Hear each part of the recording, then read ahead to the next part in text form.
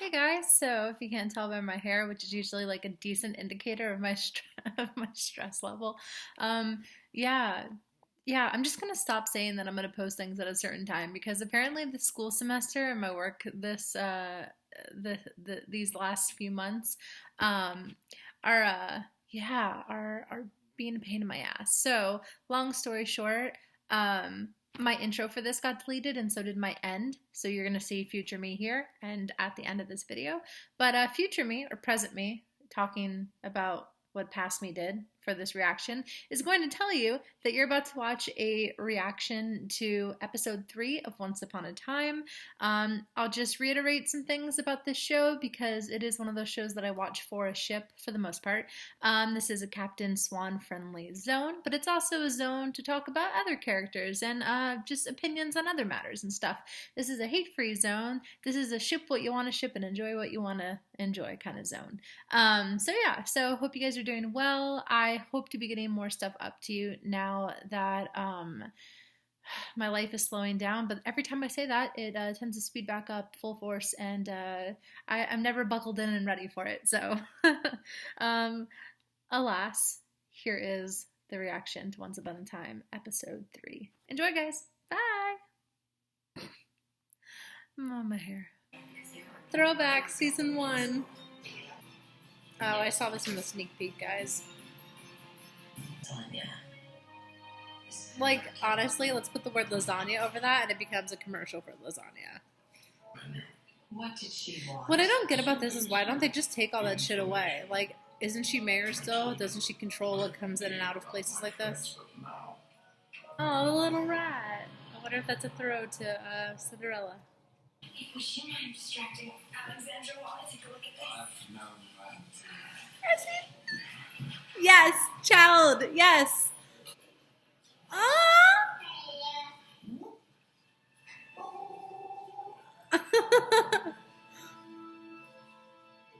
That's so cute. Now it's gonna turn into sadness because she's like, "Oh, I'm gonna die." Ah! That was adorable. I'm gonna replay that. Play that at my funeral. The two of you anyway. Any chance of fairy tale ending? Yes. I'm gonna take things slow. No. Yes. Yes. So, actually. Okay. I'm taking my glasses off because they're actually making me kind of dizzy. If your father had left me with money for a proper staff, I wouldn't ask you to do such things. But I'm pausing for a second because actually, I hate. There's something I really, really hate about stories like Cinderella, Sleeping Beauty, and stuff like that. And actually, it's not anything about the story itself. It's about the way people react to them. A lot of people think that fairy tales aren't feminist in nature, or that they're not about women being heroes as much as they are about women being rescued by heroes. And I have such a huge counter to that. What makes a woman simply saving herself or doing the last, let's put it in a metaphor. What makes a woman pulling the sword out of the stone a heroess act, and not all the things that lead up to it, lead up to that act being able to be done? Cinderella is one of those things where I remember a long time ago seeing a lot of people get into a tiffy about how it was just about this girl who went to a ball and fell in love with a guy, and then the shoe fit, and all her problems were solved. Hey, get off the counter! Sorry, my dog's being bad. But yeah, it was so unfeminist in nature, and I remember seeing this great response, and I connected with it so much, and I want to tell it to you guys. It was this woman on Twitter who responded to all this hatred. I think what was happening at the time was that new Cinderella movie had come out, and she explained that the story of Cinderella was actually really feminist in nature and really powerful because it was about a woman who had had abuse growing up her whole life from her stepsisters, from her stepmother, who was treated so horribly and then came out on top. And that's so powerful for women who have been abused emotionally, physically, or even just been treated poorly. And I connect with that because I was bullied as a kid pretty bad. And there's something about watching this woman, this kind-hearted woman, being treated so poorly, and then knowing that she found love and she had room for love anyways, and that she came out on top because of that love. That's a powerful story. That's incredibly feminist. So, booyah! And back to the story, motherfuckers. Filthy. Yeah. Yeah, okay, he's probably bros with the prince. You better watch your mouth, lady. You ain't getting shit now, even though your dress is very pretty pattern. And what would you wear? Your best rags? She can't wear you now, can she? Oh, I'd throw her into the fire next.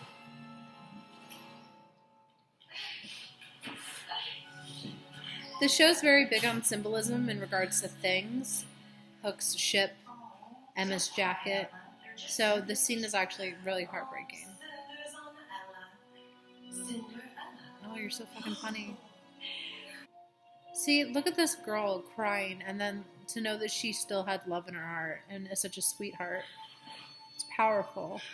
I don't care what anyone says. I'm not crying. I'm very emotional right now. You escape all your troubles. Wait, what? Untold stories. What? Master's degree? Dopey ain't so dopey. No, we got out weeks ago. Really? Yeah. You think we sit around waiting for you to do everything? See? There you go. That... Okay, two things. One, small characters in the show tend to reveal a lot of truths, especially in Once Upon a Time. Honestly, in the whole first season, all the little characters, like one-story characters, were the characters that really revealed the moral of the story, which is amazing because that's things that have carried on throughout the other continuous seasons, right? But it's important that we listen to what small characters say, because listen to what Grumpy just said. Grumpy said, you know, it's not like we wait around you to do stuff, right? That's telling us as an audience that people can fight their own battle. She's the savior and she can save people, but sometimes people just need to save themselves, and it's okay to take some time off. Emma. My magic doesn't have highs. My magic is failing. Yes. She's getting comfortable. This is so important. I don't get mine. You know, maybe it's not about how you learn things. Maybe it's about how you live them. Yes. And also, can Archie just say, how do you know you're going to die? Like, give the girl a little bit of hope that she's not going to fucking die. Oh, my goodness. It's a little bit. Well, in this world, we don't give up so easily. Come on, there's got to be something else inside we can use. Charming's positive nature is really great. I hope he sticks with it when the secret comes out and it affects him. Sorry, there's just so many good one-liners. What is this, our life? Defeat and repeat? Like, yes, good question to ask, Snow. Thank you. And what is normal? I don't know. Another good question to ask. Okay, the writers were not lying. All the stuff from San Diego Comic-Con where they're like, this show's going to be super introspective this season.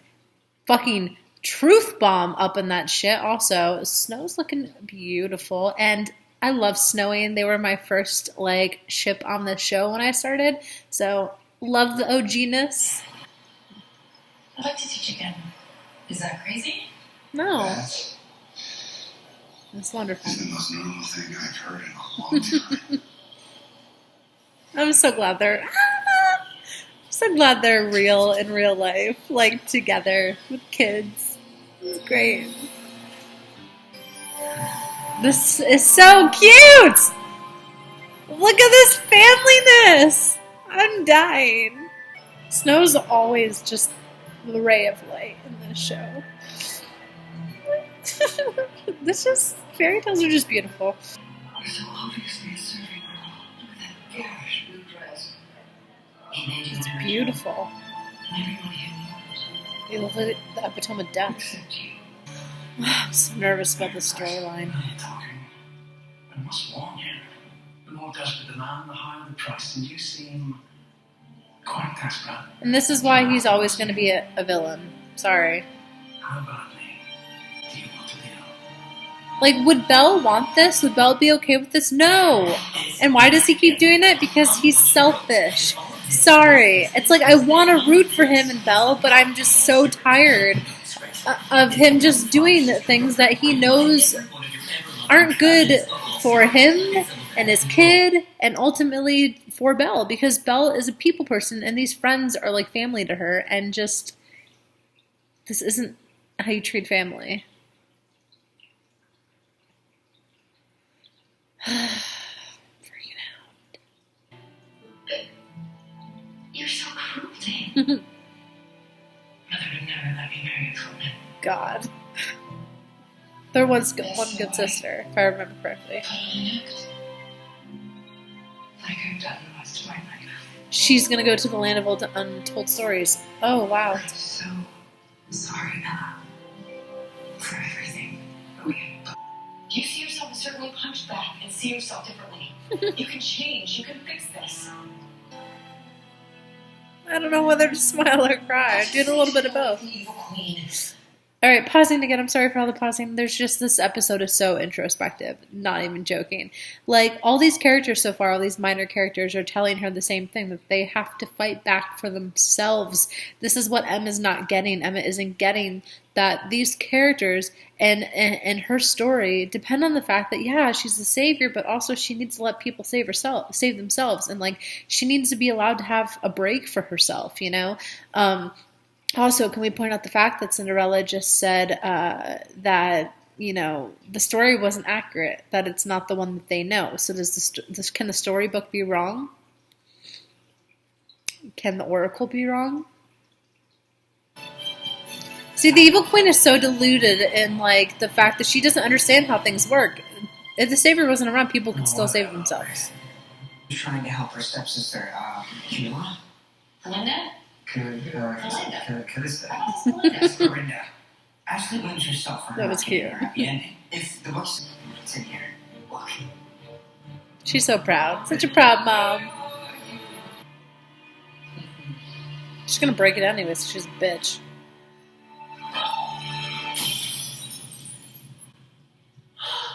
Come on, you didn't see that coming? Come on, Ella. Well, fuck you. What the fuck are you gonna do now? It's too late for that, Cinderella.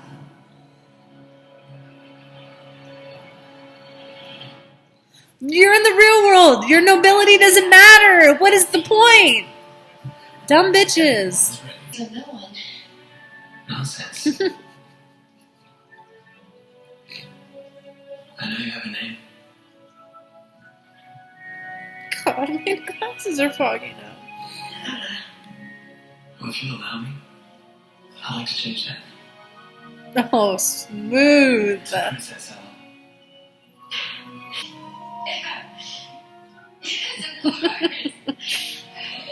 He's like, she's cute. I can live with this.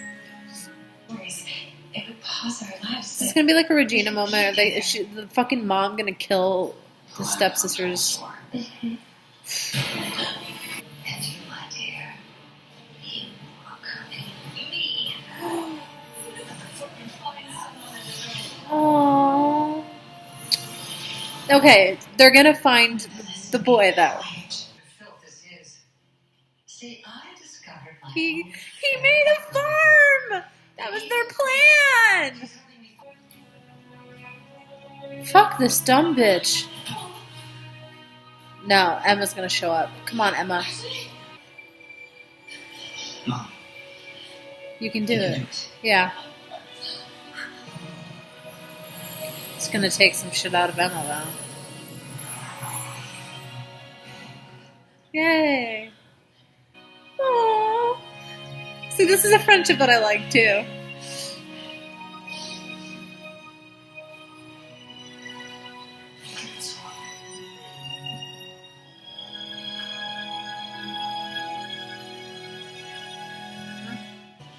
It's all part of getting this time back to normal. I'm loving this. Yes, no, yes, girl. What's so dark in you, sister? Ooh, you tell him. Move in with me. Mom? Move in with me. I'm done. I know everything in life is uncertain. Sometimes you have to walk out the door and hope there's none of us. I mean, I have a closet full of red jackets. I feel like I can make some space for some black leather. Well, when you put it like that, then that was okay. He's just like, yeah, I'm not doing. Do we need to drag this conversation out anymore? He's like, well, just yes, fucking finally. Oh, God. Oh, the little nose thingy. I'm dying. Ah, this is the. Let me explain something to you guys. To all you people who like to watch my reactions, even to shows that you don't watch, you have to understand the reason I got this tattoo is because of my utter love of fairy tales. And I love fairy tales for one specific reason, because they remind you to love. And a lot of shows you watch because of the action or one little part of this and one little part of that. You know, a specific reason other than the giddiness. Usually you don't watch shows to feel giddy anymore. You know, this is the one show I watch and I want to feel like I'm 7 again and believe that everything's possible. So I'm just so happy. I love romance. Why am I single? It may not be I epic, love snow. but it is the most important thing we will ever do. And it won't happen. You know what? I'm just gonna burn this. That way I don't even have to think about it. He's not gonna burn it. I swear to God, if they make it so Hook is the person who like cruelly stabbed his father and there's no kind of more story to it, I'm going to beat Adam and Eddie up. Hey again, so like I said in the intro, the ending kind of got cut, but the last part of that episode I remember ending with a face kind of like this. Because obviously the evil queen walked out with Hyde, and I wasn't too shocked about it, even though I was like, that's a cliffhanger, great. I wasn't shocked just because she was able to get food into him, and they didn't think to take any more precautions. So not too shocking that she was able to get him out. I don't know why that he was, I don't even know why that, yeah, it wasn't really surprising. Like I said, there really should have been some more security on that. But I guess what I wanted to kind of reiterate about this episode is 2 things. One, like I said, not looking forward to the whole charming secret storyline, even though I am always up for some growth and development between characters, and kind of conflict tends to do that. It tends to bring people together in the show, you know, because you fight, you deal with your issues, and then you become closer. Or at least that's how this show works. The only reason why I'm not looking forward to Hook possibly being the person who did something to Charming's dad is because I feel like we're at a point in this show, especially because I feel like it's personally coming towards an end, like this or the next season will be the last ones. But I feel like we're at a point where we should stop focusing on the past mistakes of the villains and start being fully concerned on their present moment. You know, the present, this season seems to be really introspective, which I love, because introspection tends to deal with, you know, learning to be in the now and focus on what's going on. And we see Emma trying to do that and trying to live her life regardless of what, you know, the future might hold. But just this need to bring up a villain's past all the time is kind of tiring a little bit. It's the same thing with Regina. It's why I wasn't too thrilled on the whole evil queen thing, because the evil queen tends to mean lots of flashbacks and, you know, bringing up past misdeeds that Regina did. And I'd rather focus on their redemption and the current arc and their current movement in the present and moving forward and stuff. But that's just me. So that's kind of why I'm not looking forward to this whole secret thing. I'm always up for seeing more past Hook. I just wish that it wasn't like they tend to do, like, you know, a 1 episode arc of something he did bad and then move on. I just hope it's not like that. As for everything else, I'm really, really enjoying the introspection. Also, I cut out a part in here where I couldn't find it or something like that, where I basically also think that Archie looks super suspicious. I don't know if you guys think that too. I also think that the Oracle is definitely Jafar at this point. And yeah, so what are your guys' opinions? What do you think is going to happen? I have no clue. Honestly, I'm pretty good at guessing this stuff, but I have no friggin' idea what the hell Adam and Eddie are going to do, and I really don't trust them, so there's that too. But I hope you guys are doing well, and if you're not, I hope your day gets better, and I will talk to you guys soon. Bye guys! I'm always wearing the same outfit, so probably see you in the same thing later on.